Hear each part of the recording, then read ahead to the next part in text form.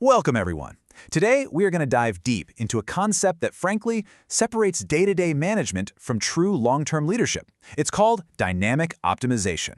Now, if you're planning a career in finance, in operations, in strategy, really in any leadership role, understanding this isn't just a nice-to-have. It's absolutely fundamental to making decisions that will actually hold up in a world that, as we all know, never ever stops changing. Okay, so let's start with the textbook definition on the screen. The process of optimization over time where variables change continuously. It sounds pretty straightforward, right? But the real magic, the whole strategic power, is hiding in those two phrases, over time and change continuously. That's what takes us from simple planning to building truly powerful forward-thinking strategies. So here's our roadmap for today. First, we're going to really unpack that core concept. Then we'll zoom in on the two key components, what makes it dynamic and what we really mean by optimization. From there, we'll look at how this all works in the real world with some concrete business cases. And finally, we'll pull it all together into the big takeaway, the one thing I want you to carry with you from this lecture. All right, so first up, what exactly is dynamic optimization? We need to go beyond that simple definition and really get to the heart of what its purpose is for a business leader. And this right here is the key. This isn't a tool for making minor day-to-day adjustments. This is a framework for the C-suite, for the people setting the vision. When we talk about long-term strategies, we're talking about the big-ticket items, multi-year investment portfolios, decade-long product roadmaps, figuring out the precise moment to enter a new global market. You know, the kind of decisions whose consequences will ripple out for years and years, in an environment that is absolutely guaranteed to look different tomorrow than it does today.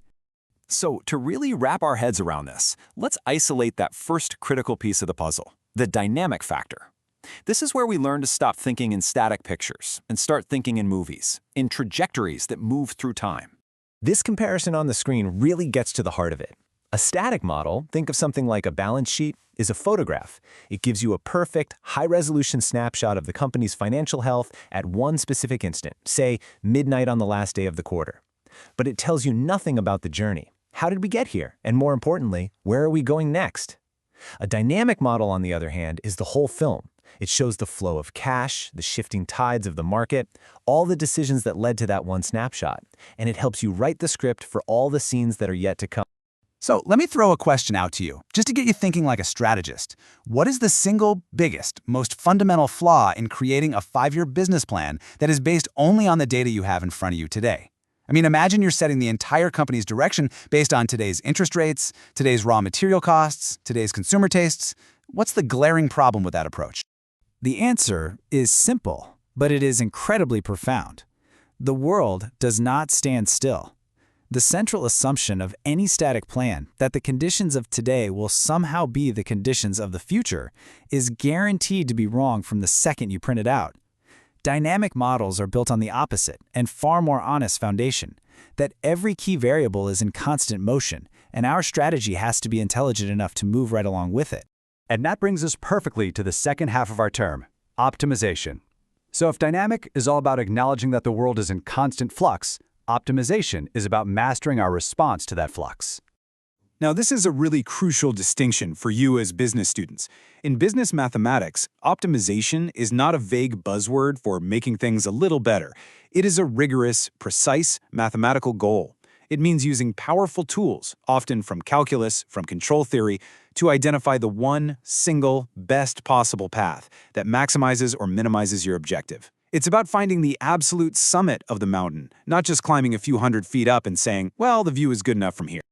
Conceptually, the process looks something like this. First, you have to define a very precise mathematical objective. Maximize profit isn't sharp enough. A real model would use something like maximize the net present value of all future cash flows over a 10-year horizon, because that correctly accounts for the time value of money. Second, you identify your variables, the levers you can pull, like your marketing spend, and the external forces you can't, like inflation. Third, you build a mathematical model, often using differential equations to describe how everything evolves over time. And finally, you solve it. But here's the key. The answer isn't a single number. The answer is an optimal policy, a set of rules that tells you the best action to take at any point in time given the current state of the world. It's a living strategy, not a one-time choice. Okay, That's enough theory. Let's pull this out of the classroom and put it into the boardroom. How are these models actually being used to make multi-million, even multi-billion-dollar decisions in the real world? Let's start with investment planning. I want you to imagine you're the CFO of a major corporation. You've got a massive pool of capital that you need to allocate over the next decade. Where do you put that money to get the absolute best return for your shareholders? Well, a static approach, a sort of rookie mistake, might be to just say, hey, interest rates are at 4% today, let's lock in this huge loan right now. A dynamic optimization model operates on a whole other level. It considers the probable path of future interest rates, the likelihood of market shocks, the slow creep of inflation, and even how your competitors' actions might change the landscape.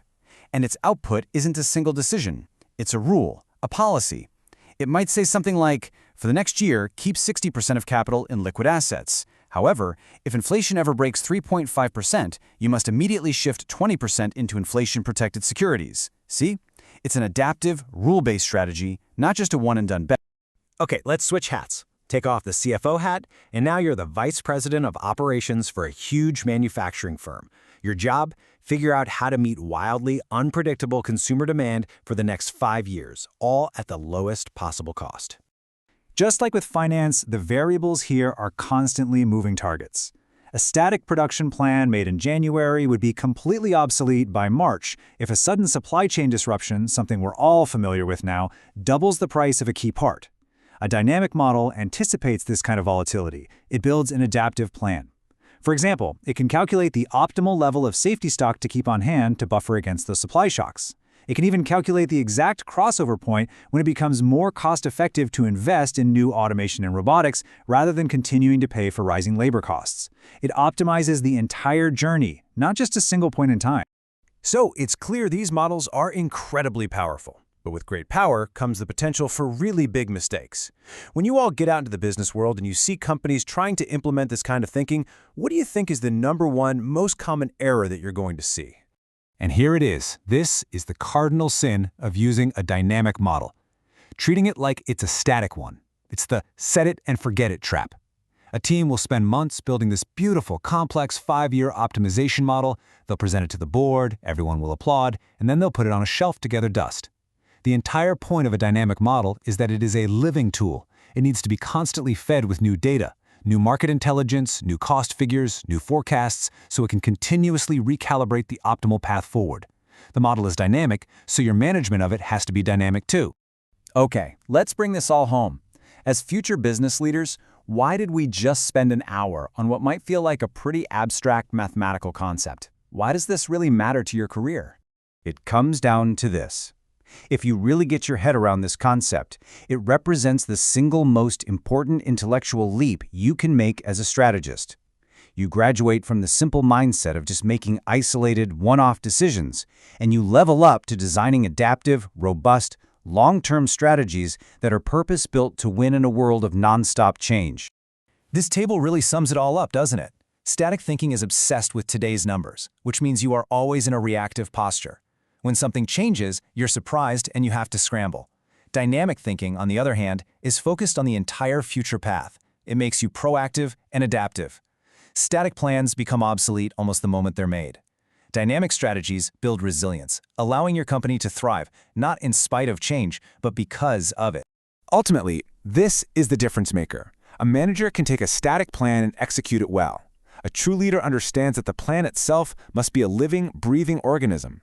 Understanding dynamic optimization is what gives you the framework to be that leader.